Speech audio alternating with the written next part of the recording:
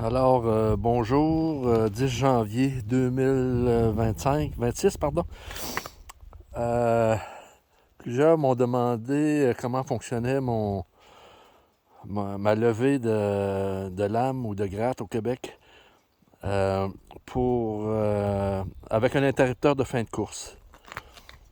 Alors, pour commencer, faut aller sur le commutateur ici, l'interrupteur levé de cendre du treuil. Puis faut ouvrir la gaine qui amène les fils à l'interrupteur. Il y a 3 fils à l'intérieur. Faut trouver avec un détecteur de courant lequel des 3 fils fait monter la gratte. Une fois qu'il est trouvé, on coupe ce fil et on se part 2 grands fils d'à peu près 1,50 m chacun en jauge 14 au moins, sinon mieux 12. Puis qui vont descendre le long de la colonne de direction. On voit ici, les miens sont verts, là.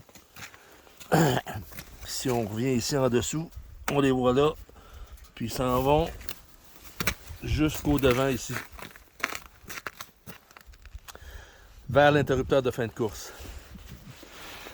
Alors, les contacts, vous mettez un mâle femelle. Fait que pendant l'été, quand vous enlevez votre gratte ou votre lame, vous faites seulement que connecter les 2 fils ensemble, puis votre treuil va fonctionner normalement. Alors, ce que j'ai fait ici, d'abord, l'hiver, je change les rouleaux. À l'époque, c'était des rouleaux en plastique. C'est-à-dire, d'origine, c'est des rouleaux en métal, mais pour l'hiver, je mets un rouleau en plastique parce que j'ai une corde synthétique. En fait, cette corde, c'est une 7 mm, une cordelette d'escalade de 7 mm. J'ai essayé avec 6, ça casse de temps en temps, une fois ou deux dans l'hiver. 7 mm, ça fait 3 ans qu'elle est là, jamais cassée. Alors, l'idée d'avoir un rouleau aussi plus gros où il existe un montage avec une poulie verticale, c'est de diminuer l'angle de la corde autour du rouleau. C'est ça qui fait briser les câbles, surtout les câbles d'acier. Là, on frotte fer sur fer, c'est jamais très bon. Là. J'ai un voisin qui a tout changé aussi parce qu'il cassait 5-6 fois dans l'hiver. Fait qu'en grossissant le rouleau, mais je pense que ce système-là n'existe plus. Maintenant, vous pouvez acheter une poulie verticale, une poulie guide, puis c'est encore mieux que ce système-là. Mais moi, ça fonctionne là, depuis le temps. Fait que donc, j'ai installé une pièce de métal ici qui supporte l'interrupteur de fin de course.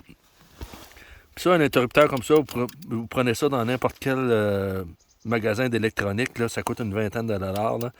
Puis on l'entend ici, le clic-clic. Là. Puis c'est monté sur mes rouleaux d'hiver. Les rouleaux d'été, ben, j'ai plus cette pièce-là. Là. Puis j'ai soudé, j'ai soudé sur la gratte ici, ce morceau qui vient se prendre sur le châssis en bas. Là. Puis quand ça lève, évidemment, la petite plaque ici vient toucher l'interrupteur ici et ça coupe la course de la levée de la gratte. Alors on va faire une petite démo là. On va mettre un peu de courant là-dessus.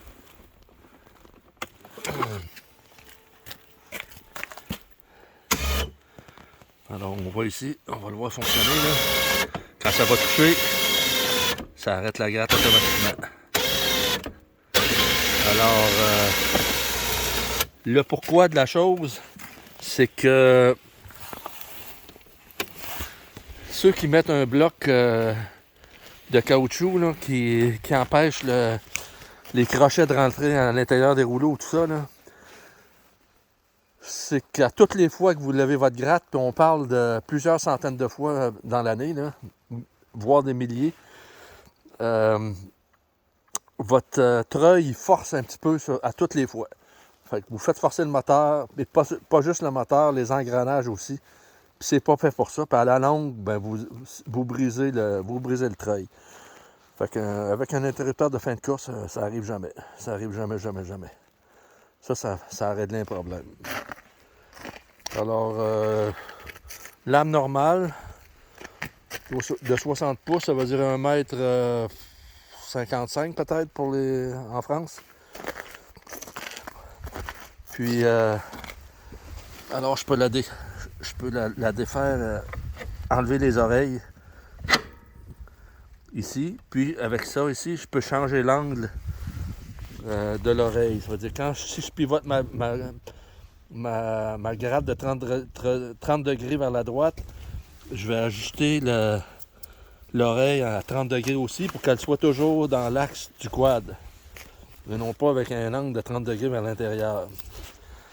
Mais je dirais qu'à 90% du temps, c'est très rare j'ai à pivoter la gratte. Ce que je fais, c'est que j'enlève une des deux oreilles, puis la neige s'accumule et finit par sortir par le côté où il n'y a pas d'oreille.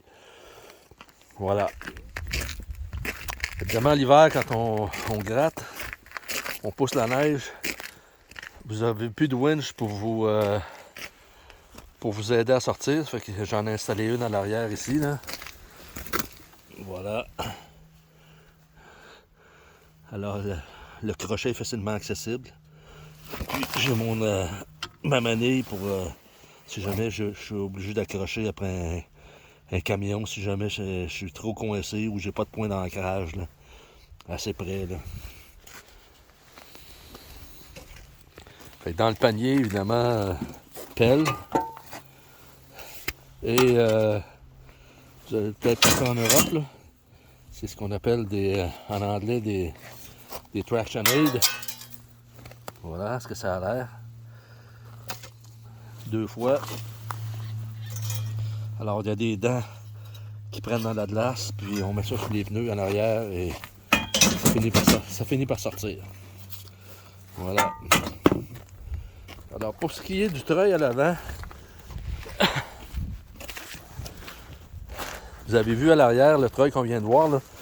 Il y a une quinzaine de mètres de filin d'acier là-dessus. Puis on n'a pas besoin de ça l'hiver. L'hiver, on va avoir le minimum de câbles qui s'enroulent autour du baril du treuil. Fait que 3 mètres, c'est amplement suffisant. Plus vous avez de tours, de filins, de fils, de câbles autour du baril du treuil, moins votre treuil est fort. Fait que si vous gardez ça au minimum, si ça dit 750 kg le treuil ou de 1000 kg le treuil, vous allez avoir votre 1000 kg. Mais si c'est plein de câbles, vous allez perdre facilement près de 50%. Fait que souvent, les gens se demandent comment ça se fait, mon quad pèse 300 kg, 200 kg, puis mon treuil, c'est 1000 kg, puis ça marche pas. Ben, c'est parce qu'il y a trop de câbles autour de votre baril de treuil. Ben, ça arrive souvent parce que des fois, on prend un point d'ancrage qui est à peu près 3 ou 4 mètres du quad. Donc, le treuil n'est pas très fort. D'où l'intérêt, parfois, d'aller se mettre une poulie sur un arbre qui est plus loin pour dérouler du câble du treuil.